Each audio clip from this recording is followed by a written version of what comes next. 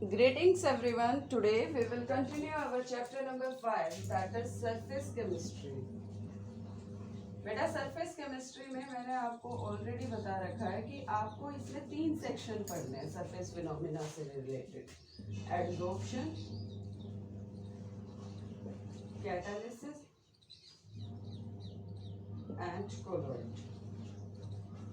तो बेटा एड्जॉर्प्शन हमने कर लिया कि एड्जॉर्प्शन होता क्या है, सरफेस फिनोमेना, एड्जॉर्बेट, एड्जॉर्बेंट होता है। उसमें हमने ये पढ़ लिया कि टाइप्स ऑफ एड्जॉर्प्शन क्या होते हैं और एड्जॉर्प्शन के बारे में, एक्सटेंट ऑफ एड्जॉर्प्शन के बारे में बेसिकली हमने उसको ग्राफिकली समझा। तो अब हम आज करने जा रहे हैं अब after application of adsorption catalysis. Catalysis है बेटा आज का हमारा टॉपिक। कैटालिसिस क्या होता है, या हम कहते हैं कि general catalysis a process done by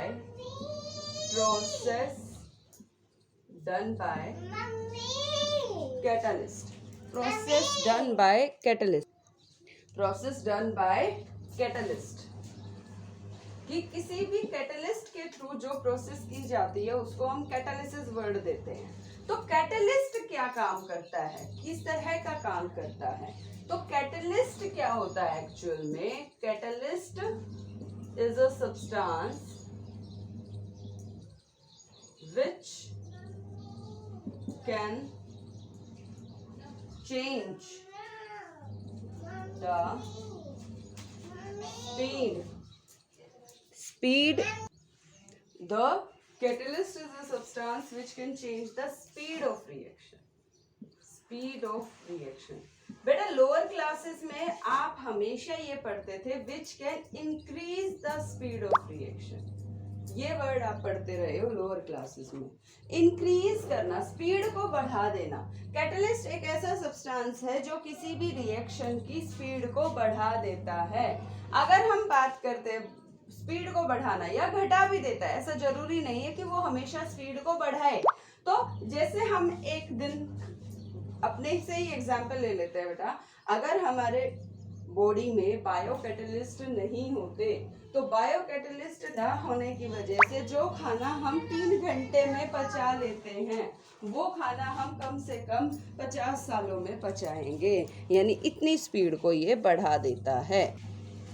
सो बेटे जब हम बात करते हैं कैटलिस्ट के रिगार्डिंग, तो कैटलिस्ट वो सब्सटेंस है जो स्पीड को चेंज करता है। चेंज वर्ड हम बोलते हैं, या हम एक और वर्ड बोलते हैं एल्टर। क्या वर्ड बोलते हैं बेटा? एल्टर। चेंज वर्ड के लिए हम एक एल्टर वर्ड भी यूज करते हैं। एग्जाम्पल मैं आपको अभी बता रही थी कि जैसे हम खाना खाते हैं, अगर हमारे बॉडी में कैटलिस्ट नहीं होंगे और बायो कैटलिस्ट को एक्चुअल में हम एंजाइम्स बोलते हैं, एंजाइम्स नहीं होंगे तो जो खाना हम 3 घंटे में पचा लेते हैं वो 50 साल भी लग जाते हैं उसको प्रोसेस को होने में। So this is the main कि कैटालिसिस होती क्या है या कैटलिस्ट का रोल क्या होता है। अब अगर हम यही बात करते हैं कि कैटलिस्ट जो स्पीड को बढ़ा दे, the type of catalysis process, या हम कह सकते हैं उस कैटलिस्ट को जो स्पीड को इंक्रीज कर दे, which increases the speed of reaction is called positive catalyst. Positive catalyst होते हैं बेटा जो स्पीड को बढ़ा देते हैं। नेगेटिव कैटलिस्ट वे होते हैं which decreases speed of reaction, जो रिएक्शन की स्पीड को घटा दे, that is called the negative catalyst. अब आप कहेंगे कि नेगेटिव कैटलिस्ट की भी जरूरत कहाँ पर पड़ती है हमें? ऐसी कौन सी प्रोसेस होती है जिसमें नेगेटिव कैटलिस्ट की जरूरत होती है? बेटा आपने नाम सुना होगा क्लोरोफॉर्म, बहुत अच्छे से नाम सुना होगा। एनेस्थीसिया के रूप में इसको यूज किया जाता है। अगर इस क्लोरोफॉर्म को एयर के कांटेक्ट में ले आते हैं बेटा तो ये बहुत ज्यादा पॉइजनस गैस रिलीज करता है, और उस पॉइजनस गैस का नाम है फोस्जीन गैस। Phosgene gas. तो इस फोस्जीन गैस को क्लोरोफॉर्म से बनने के रोकने के लिए, मतलब प्रोसेस को ना होने के लिए, हम क्लोरोफॉर्म को डाईइथाइल अल्कोहल में डिप करते हैं। डाईइथाइल अल्कोहल में हम इसको डिप करते हैं अल्कोहल में।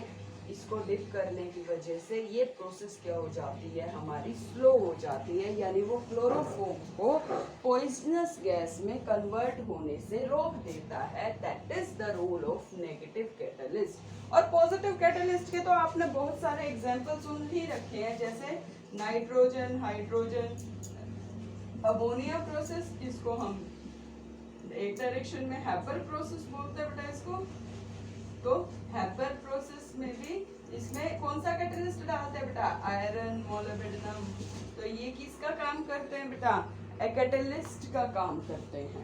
अब आयरन तो यहाँ पर कैटलिस्ट का काम करता है, तो मोलिब्डेनम का क्या रोल है यहाँ पे।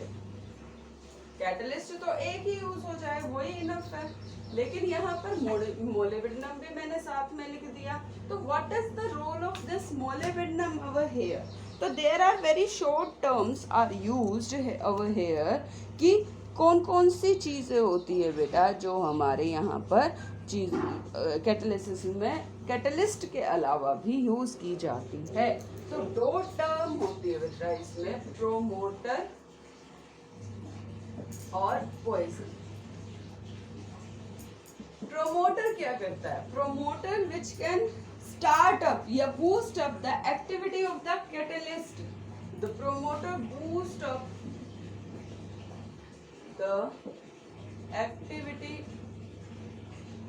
Of catalyst. कैटलिस्ट के काम को और ज्यादा बूस्ट करना या कैटलिस्ट को स्टार्ट करना ही क्या रोल होता है बेटा, एनहेंस करना, बूस्ट करना। किसका रोल होता है, ये प्रोमोटर का। और हैपर प्रोसेस में molybdenum is act as promoter, कि मोलिब्डेनम जो है वो प्रोमोटर का काम करता है, जो एक्टिव कर देता है किसको, आयरन कैटलिस्ट को during the process of formation of ammonia. And next is the poisonous. Poison क्या है, जहर जनरली हम बोलते हैं जो किसी की एक्टिविटी को स्टॉप कर दे, stop the activity of catalyst. Some of the substance जो हम जनरली पॉइजन भी बोलते हैं, हमारी बॉडी की एक्टिविटी को खत्म कर देता है, तभी तो वो कैटलिस्ट की एक्टिविटी खत्म हो जाएगी तो प्रोसेसेस बंद हो जाएंगी। तो इसी के बेस पर ये दो टर्म हमारी यूज होती है।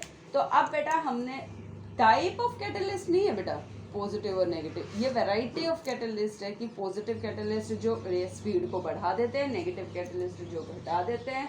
some of the terms we are using, that is the promoter and poison. Now we are doing the types of catalysis.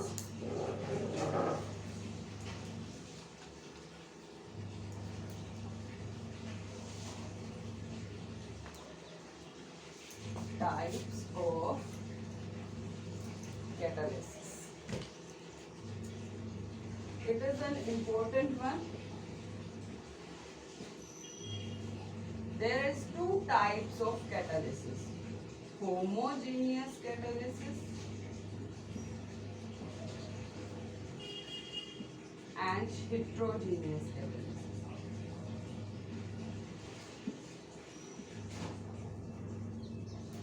होमो का मतलब आप सभी ने पढ़ा है, होमोजीनियस कैटालिसिस। होमो का मतलब क्या होता है बेटे, same.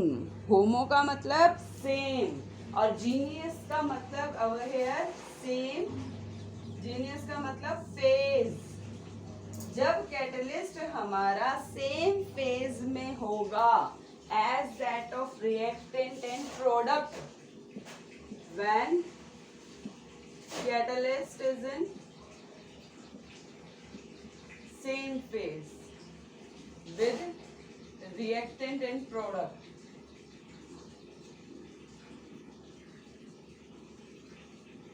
that is called the homogeneous catalysis। जैसे अगर हम बात करते हैं बेटा सल्फर डाइऑक्साइड को ट्राइऑक्साइड में जब हम बदलते हैं तो सल्फर डाइऑक्साइड एक गैस हो गई, ऑक्सीजन भी एक गैस हो गई, तो हमारा सल्फर ट्राइऑक्साइड बना, वो भी क्या है, एक गैस है। अगर इसके साथ सेम फेज में होगा कैटलिस्ट, तो कैटलिस्ट कौन सा होता है बेटा, नाइट्रोजन ऑक्साइड हमारा कैटलिस्ट का रोल प्ले करता है। और कैटलिस्ट जो है बेटा वो सेम फेज में है, that is in gaseous phase along with the reactant as well as the product. The catalysis process we call the homogeneous catalysis. एक और एग्जांपल ले लेते हैं बेटा, CH3 COOH acid plus alcohol, क्या बनता है बेटा, एसिड प्लस अल्कोहल, याद करके बताइए, acid and alcohol always form ester, CH3 COO CH3 plus H2O. Here the catalyst we use acid. Acid is also in liquid state. तो acid भी liquid है, alcohol भी liquid है, ester भी liquid है, water भी liquid है. तो here the liquid catalyst we are using like HCl, H2SO4. So this type of catalysis process we call the homogeneous catalysis process. Next is the heterogeneous catalysis process. Hetero का मतलब अपने आप में clear हो गया अब आपको, जब होमो क्लियर है तो डिफरेंट फेज, जब कैटालिस्ट हमारा डिफरेंट फेज में होगा as that of the reactant is called the heterogeneous catalysis. As you all know very much familiar example, that is nitrogen plus hydrogen makes the ammonia. Here the ammonia and nitrogen, hydrogen, ammonia all are in gaseous form, but the iron we are using as a catalyst which is in solid form. So this is the heterogeneous catalysis done by the Haber process. तो ये heterogeneous है क्योंकि different phase में। Again मैं ऊपर वाले ही example में बात करूं, अगर मैं सल्फर डाइऑक्साइड और ऑक्सीजन से सल्फर ट्राइऑक्साइड की बात करती हूँ, अगर मैं V2O5 वेनेडियम पेंटाऑक्साइड को एज अ कैटलिस्ट यूज करती हूँ, तो वेनेडियम पेंटाऑक्साइड अपने आप में क्या है, सॉलिड है, और बाकी सारे क्या हैं, गैसियस फॉर्म में है। So now we say that this is the heterogeneous catalysis process. This is a heterogeneous catalysis process. We have more the examples related with this topic. As you all know, vegetable oil, hydrogenation of vegetable oil, we get the vegetable ghee, Dalda, refined से डालडा बनाने में जो hydrogenation process use की जाती है।